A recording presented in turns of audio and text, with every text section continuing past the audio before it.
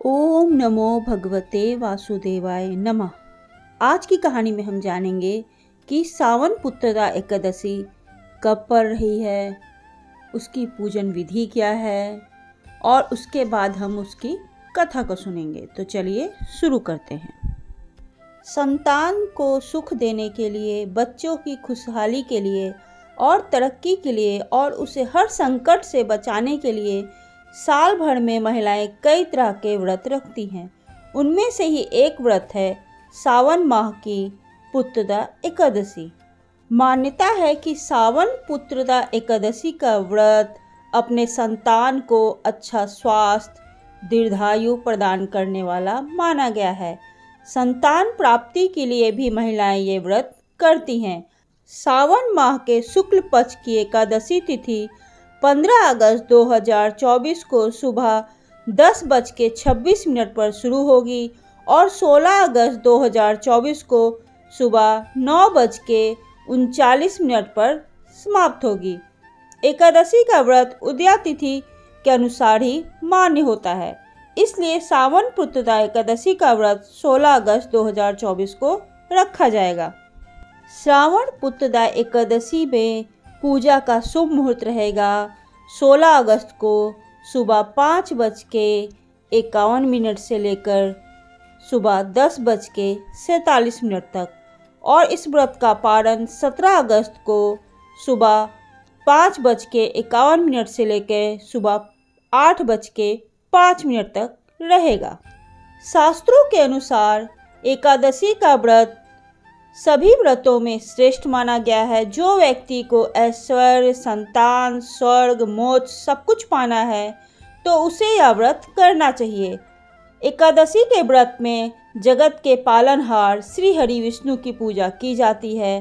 कहते हैं इनकी कृपा से सूनी गोद भी भर जाती है। यही वजह है कि सावन माह में पड़ने वाली पुत्रदा एकादशी महत्वपूर्ण होती है।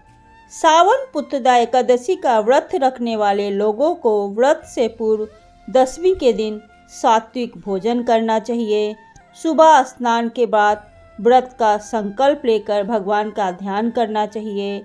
भगवान विष्णु को गंगा जल, तुलसी दल, तिल, फूल और पंचामृत से भगवान नारायण की पूजा करना चाहिए और संध्या काल में दीपदान के बाद फलाहार करना चाहिए।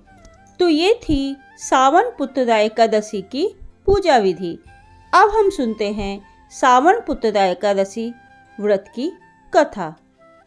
श्री युधिष्ठिर जी कृष्ण भगवान से कहने लगे कि हे भगवान, श्रावण शुक्ल पक्ष की एकादशी का क्या नाम है, व्रत करने की विधि क्या है और इसका महत्व क्या है, कृपा करके कहिए।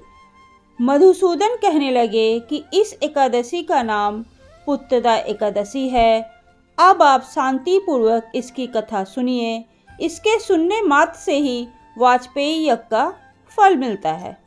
द्वापर युग के आरंभ में ही महिष्मती नाम की एक नगरी थी, जिसमें महिजीत नाम का एक राजा राज्य करता था। लेकिन पुत्रहीन होने के कारण राजा को राज सुखदायक नहीं लगता था।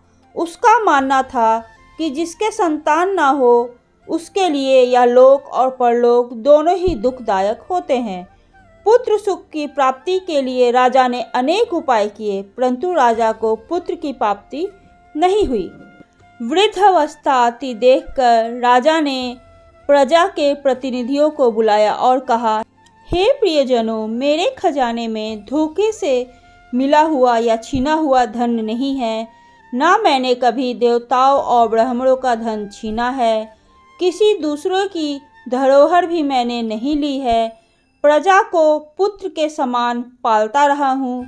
मैं अपराधियों को पुत्र तथा बांधवों की तरह दंड देता रहा।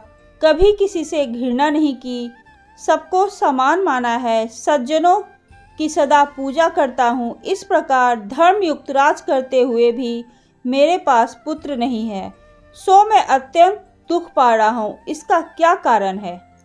राजा महिजीत की इस बात को विचारने के लिए मंत्री और प्रजा के प्रतिनिधि वन को गए। वहाँ बड़े बड़े ऋषि मुनियों के दर्शन किए। राजा की उत्तम कामना की पुक्ति के लिए किसी श्रेष्ठ तपस्वी मुनि को देखते फिरते रहे। एक आश्रम में उन्होंने एक अत्यंत वृद्ध धर्म के ज्ञाता, बड़े तपस्वी, परमात्मा में मन लगाए हुए, निराहार, जितेंद्रिय, जित क्रोध, सनातन धर्म, गूढ़ तत्वों को जानने वाले, समस्त शास्त्रों के ज्ञाता महात्मा लोमस मुनि को देखा, जिनका कल्प में व्यतीत होने पर एक रोम गिरता था। सबने जाकर ऋषि को प्रणाम किया। उन लोगों को देखकर मुनि ने पूछा कि आप लोग किस कारण से यहाँ आए हैं। निसंदेह मैं आप लोगों का हित करूँगा। मेरा जन्म केवल दूसरों के उपकार के लिए ही हुआ है।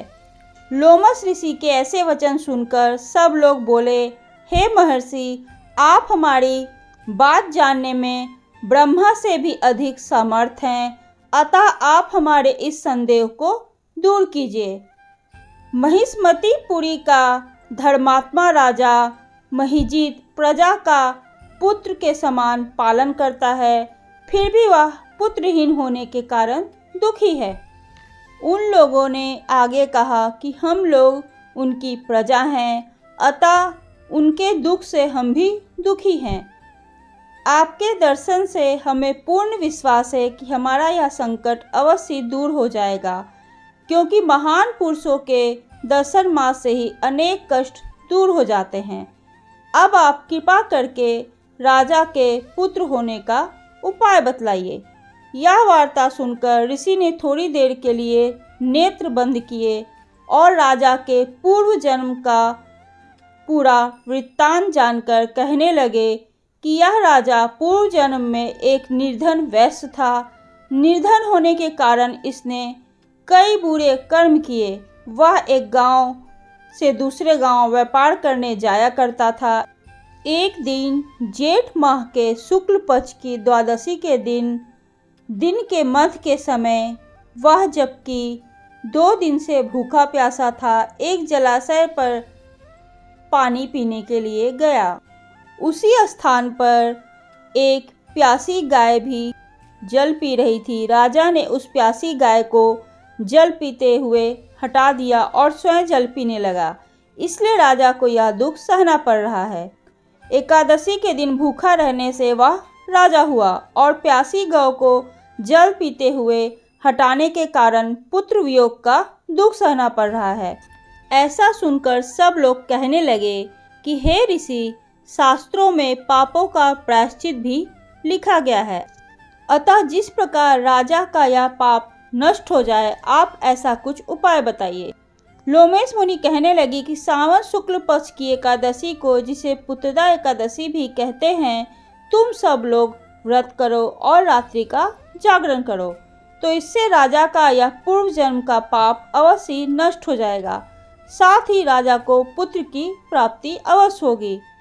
लोमस ऋषि के ऐसे वचन सुनकर मंत्रियों सहित सारी प्रजा, सारा नगर वापस घर लौट आई और श्रावण शुक्ल पक्ष की एकादशी आई तो ऋषि की आज्ञा अनुसार सबने पुत्रदा एकादशी का व्रत किया और रात्रि को जागरण किया।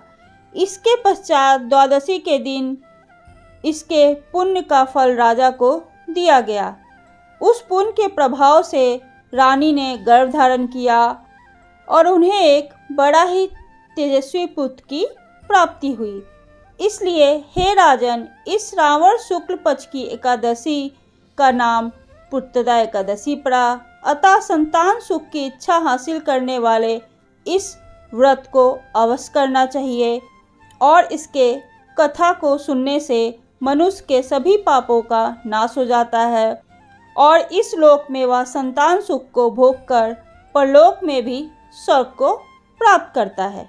तो यह थी श्रावण पुत्रदा एकादशी की व्रत कथा। आपको ये कहानी कैसी लगी, प्लीज़ मुझे कमेंट करके ज़रूर बताइए और ऐसे ही धार्मिक और रोचक कहानियों को सुनने के लिए प्लीज़ आप मेरे चैनल को लाइक कीजिए, सब्सक्राइब कीजिए। ओम नमो भगवते वासुदेवाय नमः।